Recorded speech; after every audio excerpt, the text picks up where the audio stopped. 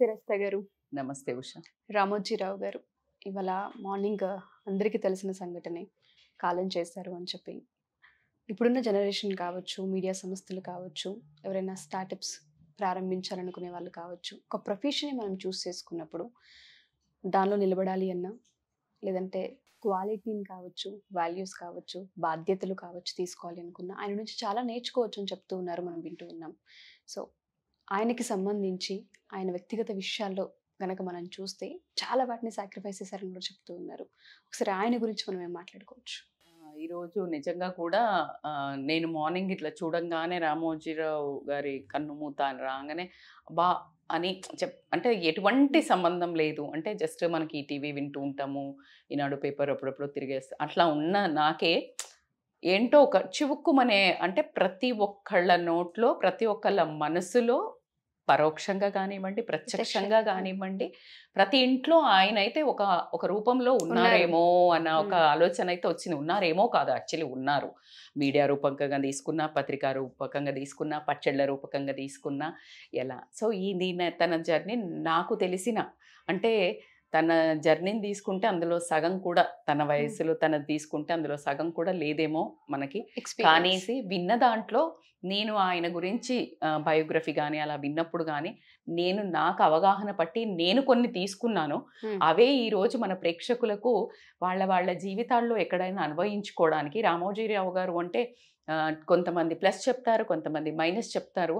అసలు మరి నేను అనుకున్నది ఏంటో కూడా నా ఒపీనియన్లో కూడా ఒక మాట చెప్తాను నేను. అసలు ఆయన జర్నీని మాట్లాడుకుంటే అద్భుతము ఉష. ఈరోజు ఒక లెజెండ్ అని కూడా చెప్తాను నేను. బిజినెస్ ఇండస్ట్రియలిస్ట్ అని చెప్పుకోవచ్చు. ఒక బిజినెస్ పర్సన్ అనే మాత్రము నిస్సంకోచంగా హైదరాబాద్ ప్రపంచవ్యాప్తంగా తెలవడానికి కూడా ఆ మనిషే ఒక కారణము రామోజీరావు గారు అనడంలో ఎటువంటి అతిశయోక్తి అయితే లేదు. So coming to the point, ఆయన ఒక ఫార్మర్ అంటే ఒక రైతు కుటుంబంలో జన్మించారు. ఆ రైతు కుటుంబంలో జన్మించినప్పుడు అతను అంటే ఇద్దరికి తండ్రి ఉంటారు కదా, తండ్రి గారి నాన్నగారు అంటే నాన్న తాతగారు ఈయన పుట్టక ముందు చనిపోయారు. చనిపోగానే ఈయన పుట్టినప్పుడు వాళ్ళ నాన్నగారు ఆ ప్రేమతోటి రామయ్య అని పెట్టారు పేరు. రామయ్య అని పెడితే స్కూల్కి ఎప్పుడైతే వెళ్తాడో స్కూల్ దగ్గరికి వెళ్ళినప్పుడు నీ పేరేంటి అని చెప్పినప్పుడు ఆయన రామోజీరావు అని రాయించుకున్నారు. ఇంటికి వచ్చాక అదేంటి నీ పేరు రామయ్య కదా, రామోజీరావు అని రాయించుకున్నావు అంటే, రామయ్య అంటే ముసలోళ్ళ పేరులా ఉంది, అందుకని నేనే రామోజీరావు అని పెట్టుకున్నాను అన్నాడు. ఏమిటండి ఆ అప్పటి నుంచి ఆయన ఒక భావాలను క్లియర్గా ఆ చిన్నప్పుడే ఒక క్లారిటీతో బతికిన మనిషి అని చెప్పొచ్చు. అది కూడా ఒక 87 years కింద ఆ ట్రెండ్లో ఉన్నారు ఆ మనిషి అంటే. ఈరోజు ఇంత నడిపారు అంటే పెద్ద ఆశ్చర్యం అయితే అవ్వక్కర్లేదు. నాకు ఆ మాట వినంగానే భలే ముచ్చటేసింది. ఎవరైనా రామయ్య అని పిలిస్తే కూడా ఊర్లో కోప్పడకుండా నన్ను అలా పిలవద్దు, నేను అలా పిలిస్తే పలకను అని చెప్పేవాడంట. సో అలాంటి వ్యక్తిత్వం ఉన్న మనిషి. కట్ చేస్తే మనం ఆయన చదువు చాలా మిడిల్ క్లాస్ నుంచి వచ్చినా కూడా చదువుకి ప్రాధాన్యత ఇచ్చిన ఫ్యామిలీ. అక్కడ నుంచి కష్టపడి ఆయన చదువుతూ బీఎస్సీ వరకు వచ్చిన తర్వాత బీఎస్సీ నుంచి తనకి బిలాయిలో ఒక జాబ్కి అప్లై చేస్తే జాబ్ రాలేదంట. ఆ రోజు చాలా డిసప్పాయింట్ అయిన క్షణం. ఇక్కడ నేను ఒకటి మెన్షన్ చేయాల్సింది ఉంది అంటే, ఎప్పుడు కానీ మనకి గుడ్ ఉంది, ఏది జరిగినా మన మంచికే అని అనుకోమని మనం ప్రతి చోట చెప్తుంటాము. ఇదే ఒక నిదర్శనం. ఆ రోజు ఆయనకి జాబ్ వచ్చుంటే ఇంత ఆస్థానమే పెరిగి ఉండేది కాదేమో. ఆ రోజు ఆ జాబ్ రానందుకు ఆయన ఒకటే మాట అనుకున్నాడంట. ఏమని అంటే, నాకు అంటే జాబ్ నేను కొన్ని వేల మందికి జాబ్ ఇచ్చేంత రేంజ్కి నేను ఎదుగుతాను చూడు అని అనుకున్నాడంట. అది ఆ రోజు ఆయన ఏ పెయిన్ఫుల్లో ఉన్నప్పుడు ఎప్పుడైతే ఒక feeling creates one decision, that decision creates one action, it becomes a success. Today is the example for that. So కాబట్టికే ఆయన ఆ రోజు ఏ మనసుతో ఎంత బాధతో కుంగిపోయి అనుకున్నారో ఆయన మాట నిశ్చయం చేశాడు. కానీ ఆ రోజు తర్వాత మళ్ళీ వచ్చిన తర్వాత ఆయన అప్లై చేస్తున్నప్పుడు మీడియా రంగానికి అప్లై చేస్తే తనకి ఢిల్లీలో ఒక జాబ్ రావటం జరిగింది. బికాజ్ ఆయనకి మీడియా పట్ల కొంచెం ఆకర్షితులు అవ్వటం జరిగింది. సో ఆయన ఆర్ట్ మీడియా కోసం ఢిల్లీలో వెళ్ళి జాబ్ చేస్తున్నప్పుడు చేస్తున్న కాలంలోనే అతనికి పెళ్ళి అవ్వడం జరిగింది. సో ఆ పెళ్లి అయినాక కరోల్ బాగ్ సెంటర్లో ఉండి ఆయన ఉద్యోగం చేస్తున్నారు, కానీ ఎక్కడో డిస్సాటిస్ఫాక్షన్, ఆ డిస్సాటిస్ఫాక్షన్లో మళ్ళీ హైదరాబాద్ వచ్చేసారు. వచ్చేసి మన హిమాయత్ నగర్లో ఉండటం జరిగింది. దానికి ముందు కాస్త మనము వెనక్కి తీసుకుంటే కనుక ఎక్కడంటే వైజాగ్లో ఉన్నప్పుడు, వైజాగ్లో వైఫ్ ఇమేజెస్ అనే ఒక ఆర్ట్ మీడియాని స్టార్ట్ చేశారు. ఆవిడ ఆర్ట్ మీడియాది ఒకటి స్టార్ట్ చేసినప్పుడు తను వైజాగ్కి వస్తూ పోతూ ఉన్నప్పుడు ఏం చేశారంట అంటే, ఒక హోటల్లో ఉండి పేపర్ చదువుతుంటే పేపర్ కాస్త లేటుగా వస్తుంది, మధ్యాహ్నంకి వస్తోంది. అరే మధ్యాహ్నంకి రావటం ఏంటి, విజయవాడ నుంచి వైజాగ్ విజయనగరంకి వచ్చే వరకు లేట్ అవుతోంది కదా, అసలు ఇక్కడే ఒక ప్రింట్ మీడియా పెడితే బాగుండు కదా అనుకున్నారంట. పైగా అక్కడికి తను వచ్చింది కూడా ఎందుకు అంటే డాల్ఫిన్ హోటల్స్ అని చెప్పేసి తను అక్కడ కట్టడానికి నిర్ణయించి, ఇక్కడ కొన్నే హోటల్స్ ఉన్నాయి కదా, ఇక్కడ హోటల్ కడితే బాగుంటుందని ఒక ప్లేస్ తీసుకుని స్టార్ట్ చేశారు. తన జర్నీ మామూలుగా సాగలేదండి. తను దానికి ముందు చేసింది ఏంటి అంటే మార్గదర్శి చిట్ ఫండ్. ఆ చిట్ ఫండ్ చేసినప్పుడు అందులో వచ్చిన ఇన్వెస్ట్మెంట్లు ఏదైతే అక్కడ ఆయన ఫాలో చేసింది ఏంటి అంటే respect to the clients and trust building towards the customers. దాని తర్వాత ఖచ్చితంగా ఏంటి అని అంటే సిన్సియారిటీ, ఎవరైతే ఈ ఎంప్లాయీస్ ఎవరైతే ఉంటారో వాళ్ళకు కూడా వాల్యూ ఇవ్వటం. ఒక ఇద్దరు ఎంప్లాయీస్ని పెట్టుకొని ఈయన చేసింది ఏదైతే ఉందో ఆ చిట్ ఫండ్, ఆ ఒక డిసిప్లిను, ఆ ఇంపార్టెన్స్ టు విత్ ఎంప్లాయీస్, ఆయన ఒక వాల్యూసే ఆయనను అద్భుతంగా నిలబెట్టాయి. అయితే ఆ రోజు ఆ చిట్ ఫండ్ స్టార్ట్ చేసినప్పుడు కూడా ఎగతాళి చేశారట. ఆడవాళ్ళ ఇళ్లల్లో చేసుకునే దానికి ఒక చిట్ ఫండ్ అని ఒక రిజిస్టర్డ్ చేసి పెడుతున్నావా అని అడిగారంట. కానీ ఆయన అదే చెప్తున్నాను, మనం ఏదైనా ఏం చెయ్యనంత వరకు ఎవ్వడు ఏమీ మాట్లాడు, ఏదైనా చేస్తా అని ఒక అడుగు ముందుకు వేసినప్పుడే వెనక రాళ్ళు ఇదెందుకు చేయటం అదెందుకు చేయలే అని మొదలు పెడుతుంటారు. సో కాబట్టికే మనము వినకుండా ఎలా ముందుకు పోవాలి అని నేను చిన్న చిన్న మైన్యూట్ డీటెయిల్స్ కూడా చెప్పడం జరుగుతుంది. సో అలా ఆయన హోటల్ నిర్మిస్తున్న టైంలో ఈ పేపర్ గురించి ఎప్పుడైతే థాట్ వచ్చిందో ఆయన అనుకోకుండా ఆంధ్రప్రభ, ఆంధ్రజ్యోతి అప్పుడు ఉండేవి. ఆ టైంలో ఒక ఆయన ఓనర్ని కలిసినప్పుడు, అదే మీరు విజయవాడ కాదు విజయనగరంలో కూడా స్టార్ట్ చేయొచ్చు కదా అంటే ఆయన పెద్ద ఇంట్రెస్ట్ చూపించకపోయేసరికి సరే నేనే స్టార్ట్ చేస్తాను అని చెప్పేసి ఆయన నిర్ణయం తీసుకుని 1,25,000కి సెకండ్ హ్యాండ్ కూడా కాదు, థర్డ్ హ్యాండ్ హిందూ టైమ్స్ అనే ఒక పత్రిక నుంచి third hand the printing machine కొనుక్కోవడము. థర్డ్ హ్యాండ్ ప్రింటింగ్ మిషన్ నేను చాలా కీన్గా చెప్పడం జరుగుతుంది. నాకు చాలా నచ్చింది తన బయోగ్రఫీ. అంటే మనం ఎన్ని కంప్లైంట్స్ చేస్తాము, స్పూన్ దాకా వస్తే కూడా ఇది లేదు అది లేదు ఇది లేదు ఇదా అదా. సో మీరు ఒకసారి గమనిస్తే ఎక్కడ దాకా వెళ్ళొచ్చు మనకున్న వాటితోటి, నీ పట్టుదల సంకల్పనం కనుక గట్టిదైతే అనడానికి మెన్షన్ చేస్తున్నాను. సో ఆయన అది తీసుకుని 40 మంది ఎంప్లాయీస్ తోటి 5,000 సర్క్యులేషన్ తోటి స్టార్ట్ చేశారు ఈ పత్రికని. స్టార్ట్ చేస్తే ఈరోజు ఆ పత్రిక అంటే ఒక్కొక్క అంచెలుగా తీసుకుంటే మీరు తర్వాత హైదరాబాద్ ఎస్టాబ్లిష్ అయ్యారు.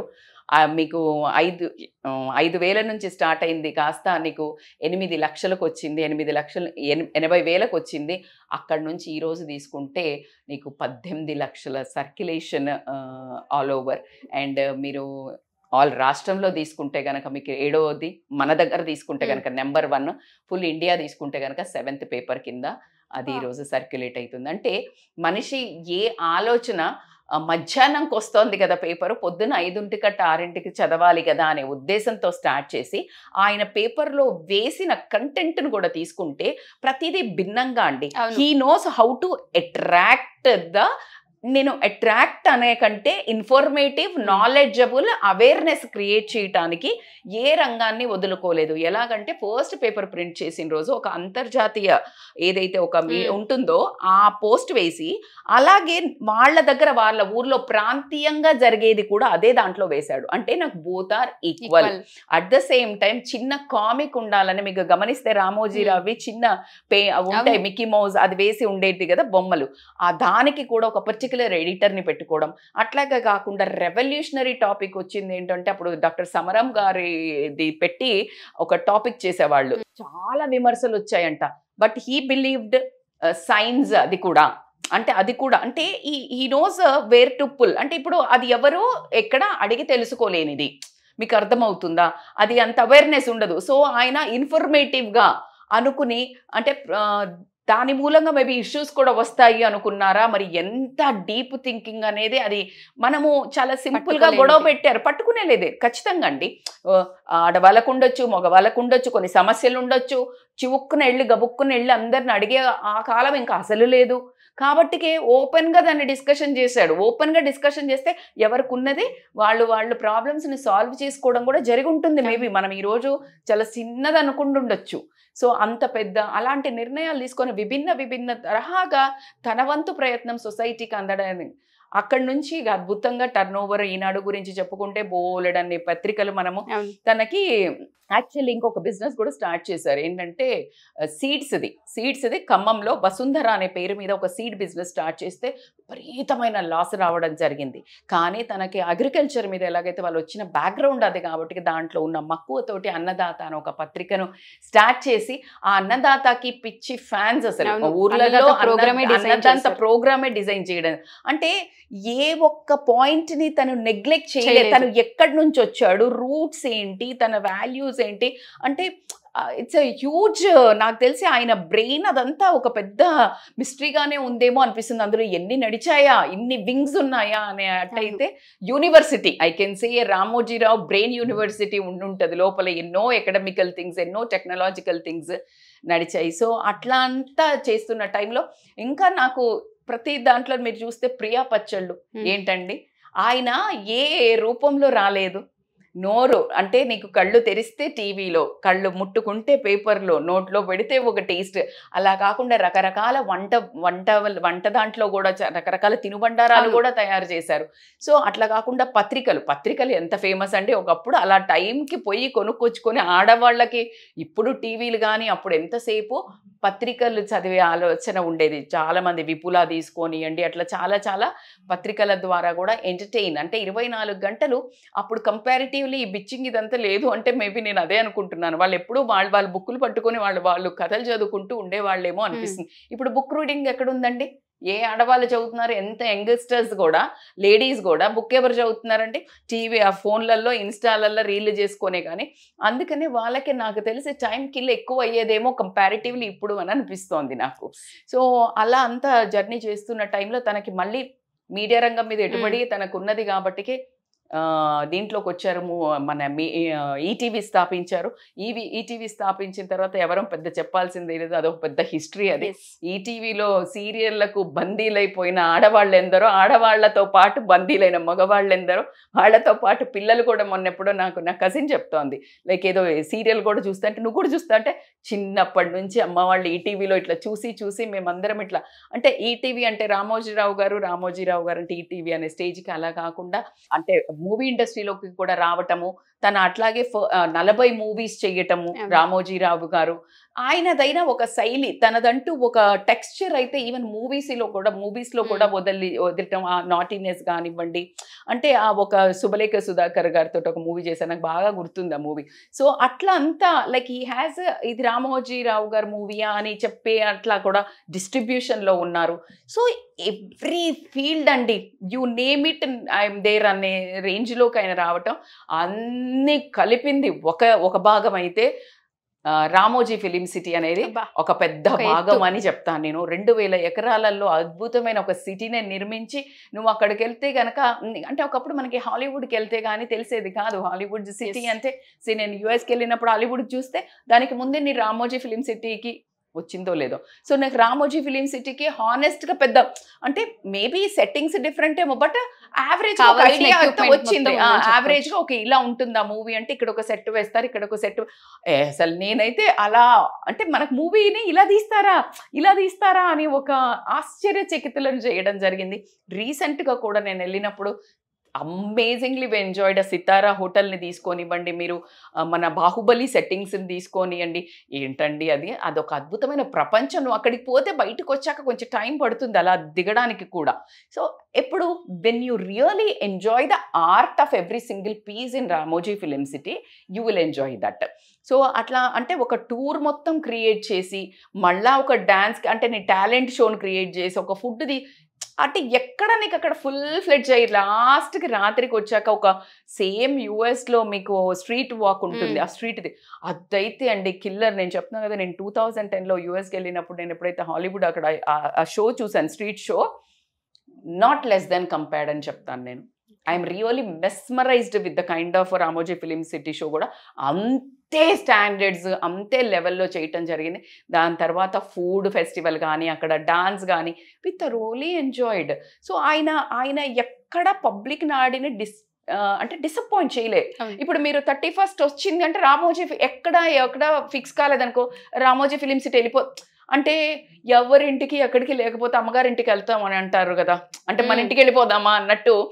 ఎందుకంటే సమ్ టైమ్స్ ఇట్ హ్యాపెన్. నా ఫ్రెండ్స్ అట్లా డిస్కస్ చేసేటప్పుడు ఒక 5 years ముందుకి ఏమన్నా అంటే రామోజీ ఫిలిం సిటీలో 31st ఉంటుంది కదా అంటే అంత గన్ షాట్ అన్నట్టు. సో ఆయన ఎక్కడా కూడా ప్రేక్షకులను డిసప్పాయింట్ చేయలేదు అని మాత్రం నేను చెప్పగలుగుతాను. నాకున్న ఈ ఒక అబ్జర్వేషన్లో కానీ నాలెడ్జ్లో నేను విన్నప్పుడు నా చుట్టుపక్కల వాళ్ళు మాట్లాడుకున్న ఆ సందర్భాలను మాట్లాడితే, అండ్ ఇవన్నీ అద్భుతంగా వెళ్తున్న ఇదొకటి. తనకి ఇవంతా బాగా సాహిత్యం నుంచి కానివ్వండి, తన ఒక ఇండస్ట్రీలు కానివ్వండి, కళారంగంలో ఈ పోషణ కనుక చూసి తనకు అద్భుతమైన డాక్టరేట్స్ ఇవ్వటం జరిగింది ఎన్నో. అన్నిటికీ మించి ఆయనకి పద్మవిభూషణ్ అవార్డు కూడా రావడం జరిగింది. ఇది చాలా గర్వించదగ్గ విషయం. ఒక మామూలుగా ఒక మనిషి ఒక BSc చదివి ఆ తర్వాత తను ఒక చిన్న మిడిల్ క్లాస్ ఫార్మర్ నుంచి ఈ లెవెల్కి, అంటే 2000 ఎకరాల్లో ప్రపంచం ఇట్లా తిరిగి చూసి గిన్నీస్ బుక్ రికార్డుకి వెళ్ళి ఆయన ఆ ఎక్స్పాన్షన్ ఆఫ్ విజన్ కానివ్వండి, దాన్ని విజన్ డ్రీమ్ ఉండటం వేరు, ఎగ్జిక్యూషన్ చేసి అది ఎక్స్పెక్టేషన్లో ఇంకా నిలబెట్టి ఉంచి తను తుది శ్వాస విడిచేంత వరకు కూడా ఒక రవ్వ కూడా అలా డౌన్ కాని పక్షంలో, డౌన్ కాలేదు ఇన్ ద సెన్స్ చాలాసార్లు భూకంపాలు అయితే రావటం జరిగింది. ప్రతి చోట ఉంటాయి, రాళ్ళేసేవాడు ప్రతి చోట ఉంటారు. ఆయన ఇంకొక విషయం మీకు చెప్పాలి అంటే, నేను మన తినున్నారు కదా మన ఎన్టీ రామారావు గారు హయాంలో ఈనాడు పత్రికను ఎప్పుడైతే డిజైన్ చేసిన ఒక అద్భుతమైన ఎడిటర్ కూడా ఉండేది. అతనే ఎడిటింగ్, అంటే ఈనాడు స్థాపించినప్పుడు కూడా అతనే ఎడిటింగ్ పని, అతనే డిజైనింగ్ పని అన్ని చేస్తూ ఉంటే ఎడిటర్స్ అందరు కంప్లైంట్ ఇచ్చారు. ఎలా అండి, ఓనర్సే ఎడిటర్ కూడా పని చేస్తా అని కోర్టులో వేస్తే, కోర్టు కూడా ఈయన రాంగ్ అని, రామోజీరావు గారే రాంగ్ అని ప్రూవ్ చేయటంతో ₹1,00,00,000 1,50,00,000 కట్టాడు అందరికీ. కట్టి ఆ తర్వాత మళ్ళీ ఈ మన ఎవరు రామారావు గారితో అసోసియేట్ అయ్యి తెలంగాణ మన తెలుగుదేశం పార్టీని ప్రజల్లోకి తీసుకెళ్లడానికి ఈనాడు పాత్ర చాలా పెద్దది. ఆతో పాటే ఎంతైతే రామారావు గారు సినిమాల్లోకి వెళ్ళినంతగా రాజకీయాల్లోకి రావడానికి అంతే చేయి పట్టుకొని తీసుకెళ్ళింది మాత్రం ఈనాడు పత్రిక అని మనం చెప్పుకోవాల్సిన అవసరం ఉంది. సో ఆ టైంలో ఈనాడు ఒక లెవెల్కి వెళ్ళటము, తెలుగుదేశం ఫామ్ అవ్వడానికి రామోజీరావు గారు ఎంతో పాత్ర ప్లే చేశారు. దాని తర్వాత మనకి రాజశేఖర రెడ్డి గారు వచ్చినప్పుడు కూడా చాలా, నాకు తెలిసి నేను కూడా చాలా విన్నాను అప్పుడు తన మీద చాలా కంప్లైంట్స్ రావడము, అంటే ఏదో ఒక స్కామ్లనో లేకపోతే ఫైనాన్స్లో చాలా రాంగ్ ఉంది అని వేసినప్పుడు ఆయన నిలబడి ఎవరైతే వాళ్ళు డబ్బులు పెడతారో వాళ్ళందరికీ సమర్థించుకొని తను ప్రూవ్ చేసుకున్నారు. మీరు చాలా నమ్మకంగా ఉండండి, నేను అలా కాదు అని. అలా కాకుండా చాలా నిందలు కూడా వచ్చాయి, ఇంకో 1000 ఎకరాలు కబ్జా చేశారు అది ఇదని. వాటన్నిటిని నిలదొక్కుని అదే ఒక స్ట్రాంగ్ పర్సనాలిటీగా నిలబడ్డారు. ఎందుకంటే అంత పెద్దగా ఎదగాలంటే మనిషి చాలా రూట్గా డీప్గా లోపలికి వెళ్తేనే వెళ్తారు. కాబట్టి మనిషి కొంచెం కూడా లోపల మేబీ చాలా రకాలైన ప్రకంపనాలు వచ్చి ఉండొచ్చు, ఎన్నో భూకంపాలు వచ్చొచ్చు, ఎన్నో సునామీలు ఉండొచ్చు, కానీ మనిషిని చూస్తే ఒక్కరోజు కూడా ఆ వణుకు బెనుకు లేకుండా అలాగే గుంబనంగా మాత్రం మనిషి కనిపించడం చాలా చాలా నేర్చుకోవాల్సినదైతే ఎంతైనా ఉంది అని నేను అంటాను. సో కాబట్టి మీరు అనుకున్నట్టు అందరూ సిల్వర్ స్పూన్తో పుట్టరు. సిల్వర్ స్పూన్తో పుట్టిన వాళ్లకు ఉండే ప్రాబ్లమ్స్ కూడా ఉంటాయి. ఏంటి అంటే వాళ్ళ మీద ఎక్స్పెక్టేషన్స్. ఇప్పుడు వాళ్ళ పిల్లల్ని తీసుకుంటే రామోజీరావు గారితో కంపేర్ చేస్తారు, ఎలా కుదురుతుందండి? ఎందుకంటే వీళ్ళకి కష్టాలు లేవు, ఆయనకి కష్టాలు ఉన్నాయి కాబట్టి పైకి రావాలన్న తాపత్రయం ఉంది. ఎవరైనా నీళ్ళల్లో ఉన్నవాడు కదా ఈత తొందరగా నేర్చుకుంటాడు, పైన ఉన్నవాడు ఎందుకు నేర్చుకుంటాడు? వీడికి కదా మునిగిపోతున్నా బాధ ఉంటుంది. సో అలాగే ఎగ్జాక్ట్గా సో మనం ఎంతసేపు బాగుపడాలి అని అన్నప్పుడు ఎంతసేపు ప్రాబ్లమ్స్ను ఎంచుకుంటుంటాము. నేను ఇది జరగలేదు అంటే ఇంకొకటి ఇప్పుడు మనకు ఏదైనా నాకు ఇది రాలేదు, జాబ్ రాలేదని ఏడుస్తే ఈరోజు ఆయన ఇంత పెద్దవయ్యాడా? దానికి నేను ఒక చిన్న స్టోరీ చెప్పి క్లోజ్ చేస్తాను ఉషా. మొన్న యుఎస్లో ఒక ఇన్సిడెంట్ జరిగిందంట, నేను రీసెంట్గా విన్నాను. ఏంటంటే ఒక ఫ్లైట్లో ఒక 2 సీట్లు ఉన్నట్టుండి పేలిపోయింది. 2 సీట్లు పేలిపోయాయి. పేలిపోతే అందరూ షాక్ అయ్యారు, అయ్యో ఎట్లా అని. మీరు కంపేర్ చేస్తే ఈ 2 సీట్లు ఎవరైతే ఉన్నారో వాళ్ళు అనుకోకుండా ఆ రోజే ప్రోగ్రామ్ క్యాన్సిల్ చేసుకోవాల్సి వచ్చింది. వాళ్ళు ఒకటే లబోదిబో ఏడుపటే ఏమని, పైసలు పోయినాయి అనవసరంగా ఫ్లైట్లో, ఈ డబ్బులు నాశనం అయిపోయాయి, అది ఫ్లైట్ మిస్ అయింది, అది ఇది అని ఏడుస్తున్నారట. ఎప్పటి వరకు? ఈ సీట్లు కాలినాయి అని తేల్చే వరకు. అంటే భగవంతుడు నిన్ను కాపాడడానికి ఎన్నో ప్రయత్నాలు చేస్తాడు. ఇప్పుడు నీకు ఇప్పుడు మనం ఏదైనా యాత్రకు పోవాలనుకున్నాం, కాలు విరిగింది ఫర్ ఎగ్జాంపుల్, యాత్రకు పోలే, ఎంత ఏడుస్తాం, అందరు పోయినరు, నాకే నా జీవితమే, నన్ను దేవుడి దగ్గరికి కూడా. కానీ దేవుడు ఏం చేశాడు, ఆ బస్సుకి యాక్సిడెంట్ అయింది. నీకే ప్రాణం ముఖ్యమా, కాలు ముఖ్యమా? సో ఇలాంటివి ఎన్నో జరుగుతుంటాయి మన జీవితాలలో. సో దీన్ని బట్టి అర్థం చేసుకోవాల్సిందంటే మన లైఫ్లో ఏది జరిగినా, any problem, any obstacle is an opportunity to come back stronger. ఆ ఒక్కదాన్ని గనక మీరు ఆలోచింటే, నేను పెద్ద దీంట్లో స్ట్రాంగ్గా చెప్పేది మీకు ఉదాహరణ రామోజీరావు గారే మీ కళ్ళ ముందు ఉన్నారు. ఎంత చెట్టుకు అంత గాడుపు, అందరం అంత పెరుగుతామా అంటే అప్పుడు రామోజీరావు గారు ఏమవుతారు? అలా కాదు. ఎవరి స్టేజ్లో, ఎవరి లైఫ్లో వాళ్ళు అంత ఎత్తుకు ఎదగడానికి, కంప్లైంట్స్ లేకుండా జీవితంలో ముందుకెళ్ళడానికి అత్యుత్తమైంది. కాకపోతే ఎన్ని చేసినా, ఎంత వయసు వచ్చినా, ఇంట్లో మనకి మన సొంత వాళ్ళు ఎంత వయసు వచ్చిపోయినా ఎంత బాధ ఉంటుందో, ఆయన అనారోగ్యంతో పాలై కొన్ని రోజులుగా కష్టపడుతున్నారని తెలుసు మనకు, లంగ్స్ అది ప్రాబ్లం ఉండి. బట్ ఈరోజు ఇలా కన్ను మూయడం అనేది ఖచ్చితంగా మన ఎస్పెషల్లీ తెలుగు రాష్ట్రాలకి అని కూడా చెప్పేటట్టు లేదు. ఎందుకంటే ఈటీవీ ఛానల్ అన్ని లాంగ్వేజెస్లో ఉండటం జరిగింది. సో కాబట్టి రామోజీ ఫిలిం సిటీ ఖచ్చితంగా రామోజీరావు గారిని మిస్ అవుతుంది. ప్రతి మూల, ప్రతి ప్లేస్ ఆయన అక్కడే ఉంటారేమో అని నా ఫీలింగ్. ఎందుకంటే ఆయన ఇల్లు అక్కడే కట్టుకున్నారు. ఆయన మొత్తం ఎంప్లాయీస్ని అక్కడికి షిఫ్ట్ చేసినప్పుడు కూడా బోలెడంత యుద్ధాలు జరిగినాయి, బోలెడంత రెబల్ వచ్చింది.